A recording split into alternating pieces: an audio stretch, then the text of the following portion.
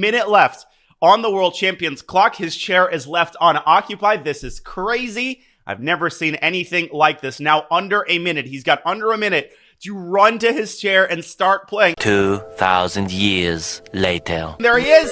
There he is. The world champion has arrived. He's running to his chair. At least he has pants on.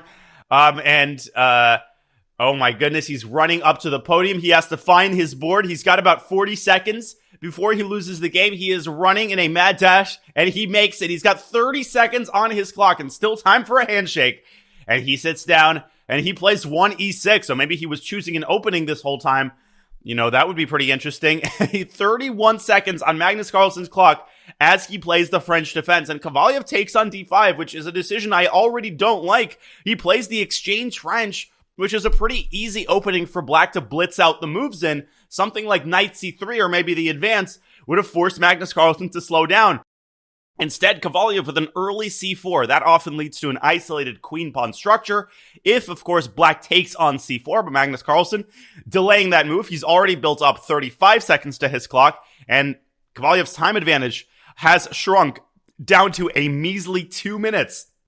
As he contemplates his next move, he can push the c-pawn down to c5 and chase black's bishop away. Carlsen seems a little bit flustered, but he's playing the opening pretty decently thus far. Knight c3, bishop e2, a lot of moves possible, and it's actually not easy to handle a time advantage as big as the one that Kovalyev has because you're feeling the pressure to win the game quickly, but Carlsen can play well with 5 seconds on his clock, and Kovalyev has already spent a minute. This is what, move 4, move 5. He finally decides to bring his knight out to c3. Carlsen just ignores the threat on the d5 pawn and he castles. If white takes on d5, that pawn is going to be a sitting duck, and it can be pretty easily recaptured by black's other knight, which will go to d7 and then to b6. And once black recaptures the pawn on d5, he's going to have a very nice blockading knight to immobilize white's isolated queen pawn on d4. And another 20 seconds spent by Kovalyev. This is maybe even crazier than Carlsen's late arrival time. Kovalyev cannot decide how to position his pieces.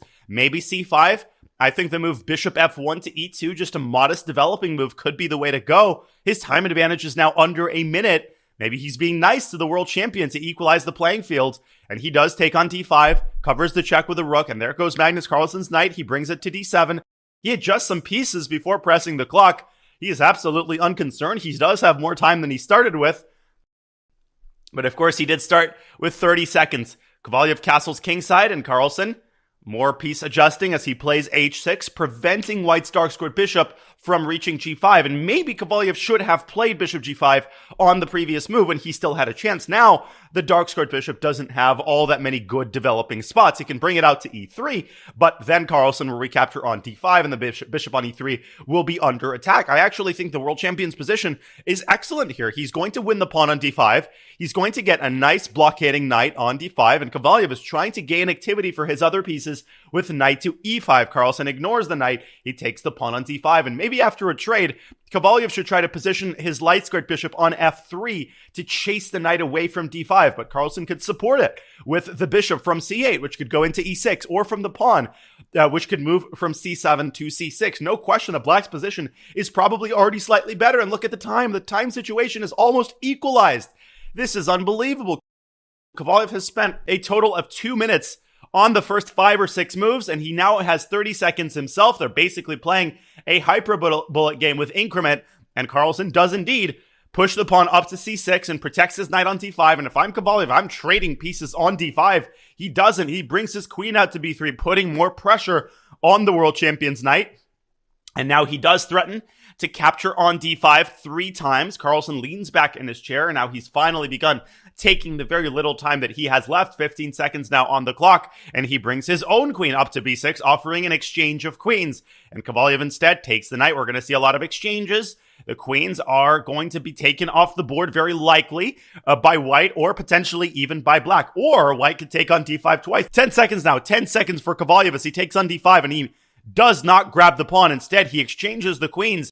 But getting an endgame against Magnus Carlsen, where the world champion has the bishop pair, is not a very advisable idea. 3 seconds. 3 seconds for Kovalyev as he brings his bishop out.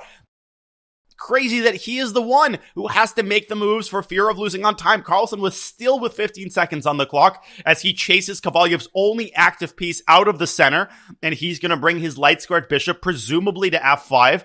He could also bring it to e6 in order to secure the isolated queen pawn. First, he brings his rook up to a4, and he attacks the d4 pawn, and now he attacks the knight, and the knight has no good spots to go. 1 second, as Kovalyev has to bring it all the way back to e1, and a3 was a big mistake. Carlsen pushes his b pawn up to b5, and now brings the rook to c4. He's threatening the move b4. Kovalyev is getting tortured here. He is getting massacred on the queen side, and the bishops are off the board. Kovalyev is able to defend the b2 pawn. And now Carlsen starts expanding on the king side. This is what the world champion does. He does not let you breathe in these sorts of endgames, and he has positioned his pawns in an ideal setup, restricting white's king and knight as much as possible. The knight can't move to d3 because you lose the d4 pawn. It can't move to c2 because you lose the b2 pawn. So Kovalyev has to basically sit around and wait. He is trying to improve the position of his knight. A great job getting the knight into the center and chasing Black's light squared bishop away, but Carlsen is walking his king ever so gradually over to the queen side. King c6 and king b5, and eventually something is going to give. Kovalyev still with 6 seconds on the clock. Carlsen going hither and thither, trying to chisel his way into white's position. The rook is currently parked on a4. He has to keep it in contact with one of white's pawns. No, he brings it up to a1, and white's rook does not have any active prospects, but rook d1 by Kovalyev, keeping the gates to white's queenside shut. And there goes Carlsen's b-pawn. He continues grabbing space and strangling white's pieces. Kovalyev is just sort of staying put and bringing his king up to d3, where it almost gets checkmated by the bishop.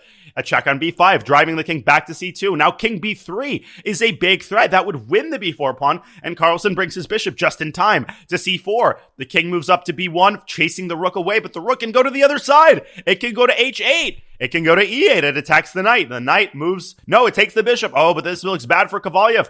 Look at Carlsen's pawns on c4 and b4. Kovalyev is shaking his head. The world champion might win this game. Rook d4 attacking Black's pawns, and king c5. There might be d6. So Carlsen pushes b3 and takes the pawn on f3, takes the pawn on d5. He is now up a pawn.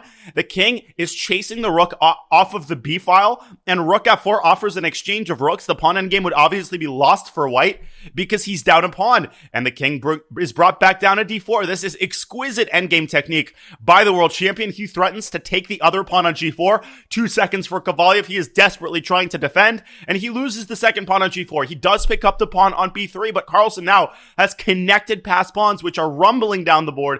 Kovalyev has to set his own pawn in motion, but it's not fast enough, and it's blocked by Black's rook, and he resigns the game.